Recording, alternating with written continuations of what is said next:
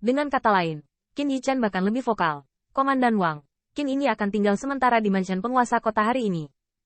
Selama pedagang manapun memiliki pendapat, kompensasi diperlukan. Meskipun mereka diminta untuk datang ke Qin ini pasti akan memberikan kepuasan. Membalas. Wang Lang kaget. Apakah Anda ingin memberi saya pendapat Anda? Jika bos sebenarnya dari para pedagang itu datang ke Qin Yichen, mereka akan ditembak mati di tempat. Wang Lang ragu-ragu. Tuan, toko-toko ini adalah kerja keras orang-orang selama bertahun-tahun, dan begitu diminta, saya khawatir itu salah. Qin Yichen mendengar ini adalah pandangan dingin. Mengapa? Komandan Wang tidak berpikir Qin ini dapat memberi Anda harga yang tepat. Atau apakah yang mulia bukan pria yang memahami rakyatnya? Begitu ucapan ini keluar, Wang Lang tidak bisa berkata apa-apa. Jadi mengapa dia tidak menjanjikan apapun? Tepat ketika Wang Lang ragu-ragu, Qin Yichen dengan dingin berteriak, kolam darah. Semangat Sui Qitian disegarkan. Gong Kuandao berkata, pekerjaan sederhana ada di sini. Qin Yichen berdiri dengan tangannya. Kebetulan Fei Yucheng juga perlu memperbaiki perdagangan dan perdagangan. Anda akan pergi ke jalan bersama Ye Tongli untuk menanyakan tentang para pedagang. Ingat, kita tidak boleh merusak kepentingan rakyat dalam perang Korea Utara.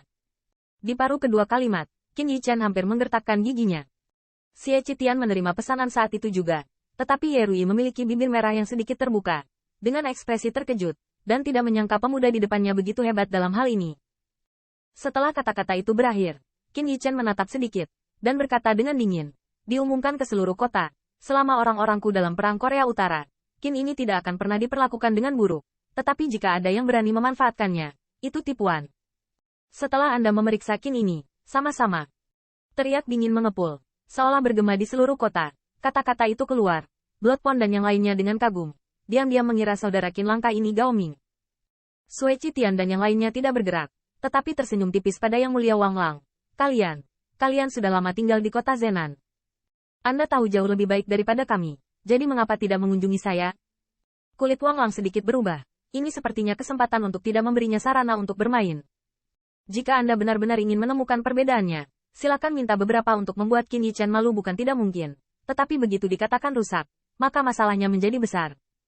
Dan setelah seluruh kota diumumkan, identitas Qin Yichen ada di sana. Siapa yang berani mempercayakannya? Wang Lang mengertakkan gigi. Benar-benar tidak menyangka Qin Yichen berarti begitu canggih. Ini benar-benar berbeda dari usia mereka. Dan kejeniusan keluarga orang lain tampaknya lemah dalam hal ini. Anda tahu, konfrontasi antara kata-kata ini tampaknya mudah diselesaikan. Tetapi apakah itu keberanian atau kecerdasan? Dan kontrol waktu, itu sangat diperlukan. Mudah untuk mengatakannya, tetapi tidak semua orang memiliki kemampuan untuk melakukannya. Bahkan mengubah banyak orang yang baru saja bergabung dengan Immortal Monarch 1 Heavenly Layer. Di bawah kesulitan Wang Lang, saya khawatir bahkan gerbang kota pun sulit dimasuki. Qin Yichen berkata sambil tersenyum. Komandan Wang, apa pendapatmu tentang Qin ini? Ekspresi Wang Lang jelek, tetapi dia tidak bisa mengatakan setengah kata, dan bahkan senyum tidak berbahaya bagi manusia dan hewan di wajah tampan itu membuatnya merasa kedinginan untuk sementara waktu. Anak ini sama sekali bukan anak universal. Melihat Wang Lang diam, Qin Yichen tersenyum. Karena Komandan Wang tidak memiliki pendapat, pergilah ke City Lord Mansion. Jeda, Qin Yichen sepertinya memikirkannya, dan bertanya, Komandan Wang seharusnya menyiapkan resepsi untuk Qin ini.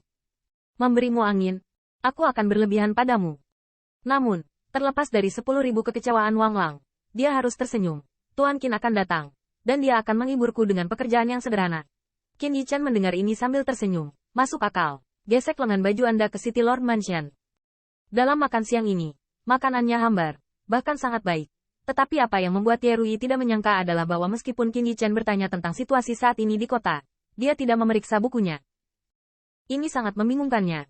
Diam-diam meminta transmisi suara, dan Qin Yichen, sambil terhuyung-huyung dengan Wang Langzhen, menjelaskan, saya tidak ingin saya melihat berapa banyak akun palsu yang tidak mudah.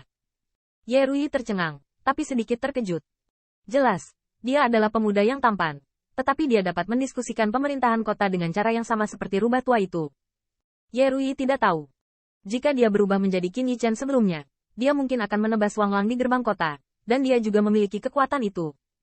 Tapi Qin Yichen berbeda sekarang, atau sedang tumbuh dewasa. Ketika Anda sendirian, Anda secara alami dapat bertindak berdasarkan hati Anda sendiri. Tetapi apakah itu untuk ras manusia bertahan hidup di celah antara 10.000 klan? Atau apakah sekarang dipercayakan oleh pertempuran tanpa akhir? Qin Yichen membutuhkan beberapa cara. Meskipun dia sangat meremehkan metode ini, dia juga harus mengakui bahwa terkadang itu lebih berguna daripada paksaan.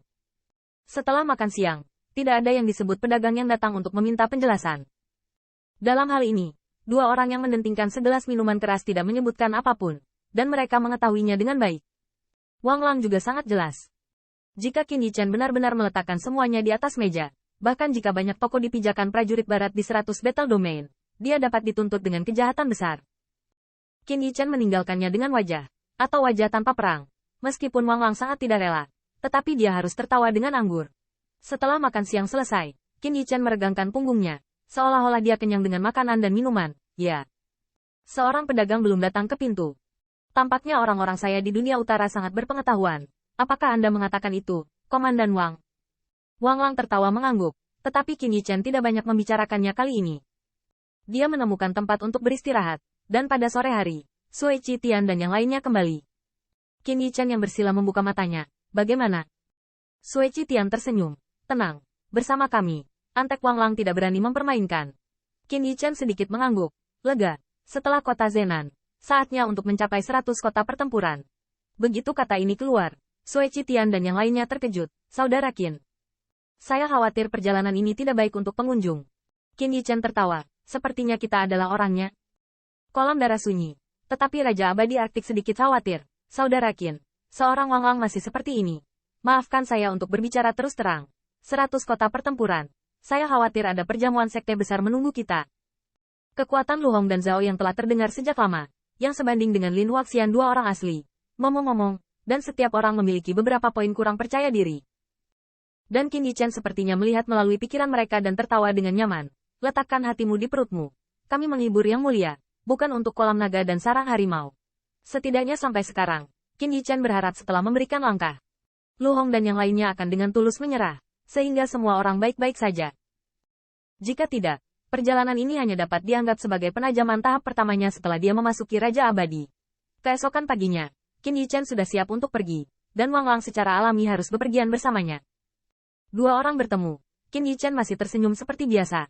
Komandan Wang, para pedagang itu, bisakah orang-orangmu menetap? Wang Langqiang meremas senyum anggukannya dan mengakui nasibnya. Dia juga dapat melihat bahwa Qin Yichan disinilah untuk menyelesaikan infiltrasi dunia barat. Meskipun kedua belah pihak saling berhadapan, tidak ada banyak kebencian di hati Wang Lang tentang masalah ini.